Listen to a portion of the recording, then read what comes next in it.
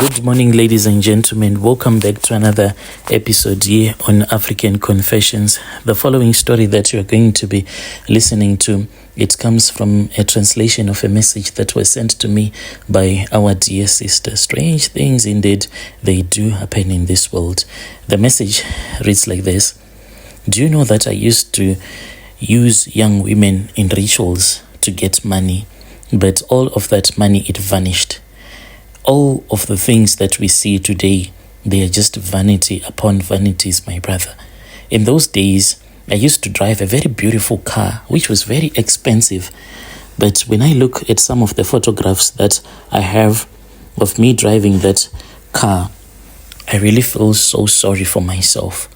I do watch some of the youngsters that think that driving a very beautiful car, it means that you have made it in life. I was once a millionaire, but now I am nothing. I used to be a school teacher, and my career started way back.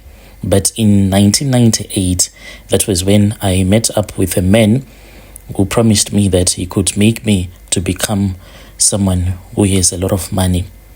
I taught English and life skills at a high school in name hidden. Whilst it paid the bills, it was not enough. I envied the rich and I wanted more than the simple life that I had. That was when I met that man, like I told you, who said that he could help me out to do ukutwala. A colleague of mine, one day he had also told me about this. And with my own research, that was when I came across that man. I got connected to the Sangoma, who promised me a lot of money. He clearly stated that when you do ukutwala, it is not just you eat the money whilst you are sitting. No, you also have to pay a price. Something has to give in, he said. Between 1998 to 2006, I used 4 girls from the school where I was teaching. I used those girls for my ukutwala rituals. They were young and naive and believed that I could give them the world. I pretended to love each one of them, but I only wanted their blood. The Sangoma had instructed me to use their blood in rituals, their menstrual blood. That was what I was needing, to sacrifice their blood. The first ritual changed everything. What I did with this one, we had been dating already, and then when my wife was not at home, I then invited her to my home. My wife was someone who loved church a lot. I was thrilled in the afternoon when she told me that she was on her period. It was not going to make sense if she would come to my house to do what? She said, we won't be able to do anything since I am on my period. I said, the fact of you being at my place, that is all that matters. So she came to my house. Later in the evening, I said, you know what, you need to bath. Maybe if you bath, we can try to do something. So after she had finished bathing, already I had stolen a used sanitary ware, and then I had stolen one from my own wife. I had to buy before my wife could find out that this was what had happened. And I then gave her a new one, and I told her that the old one, I was going to dump it in the dustbin. So since she was very young, she did not even think that I was about to use her. She was going to become my first victim in the rituals. And after that, that was when I started to make a lot of money. I started a very small business. It was a funny business that I started. From there on, me and my wife, we were making money. But I think that maybe the Holy Spirit told my wife that I was now doing these ukutwala rituals. My wife, one day, she just left with nothing. All that she took was a small handbag. When I followed her to her parents' house, she simply said, no, I cannot be with you. I said, why, my wife? I thought that maybe she had found out that I had been cheating on her. So, testing the waters, I said, but I have never cheated on you. Why would you want to dump me? She then said that darkness does not mix with light, and neither does oil mix with water. Whenever there is light, the darkness will flee. So that is all that she said.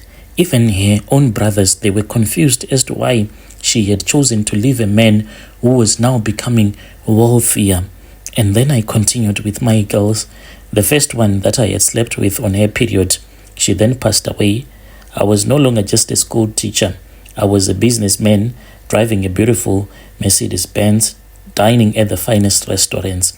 But as my wealth grew, so did the darkness within me. I knew that I had to continue doing this. I moved out and I started staying in another area, living like a king. In 2007, after those women had passed away, things took a turn. I woke up one morning. I had so much pain in my legs. Prior to this, a couple of months before I started to feel the pain in my legs, I had a dream.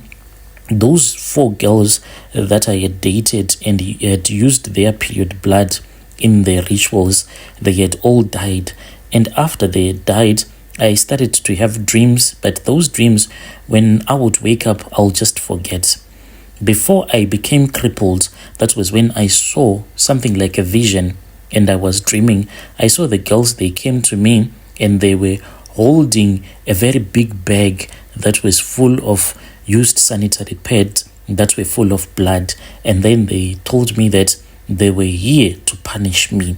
And I asked them, how exactly were they going to punish me? They just laughed at me. They surrounded me, Brother Nashi, as they kept on laughing at me. And then they started beating me up so much that when I tried to wake up, I could not. I felt so much pain in my legs, the same pain that I felt one morning when I woke up. At first, I thought that it was just a simple illness, and I went to the doctors. I could not drive after that. Within a week, I was in a wheelchair. I am paralyzed right now from the waist down. So I immediately knew that it was not an ordinary sickness. I knew that it was being caused by the spirits of those girls that I had sacrificed in the Ukutwala rituals. So I then went to the Sangoma. Unfortunately, the Sangoma then told me that he was unable to assist me. He said that he cannot give me reasons as to why he was unable to assist me. I just suspected that the man had decided to give his life to Christ because I saw that he was now having a badge of a popular church that is very popular in our country. And then I left that man alone.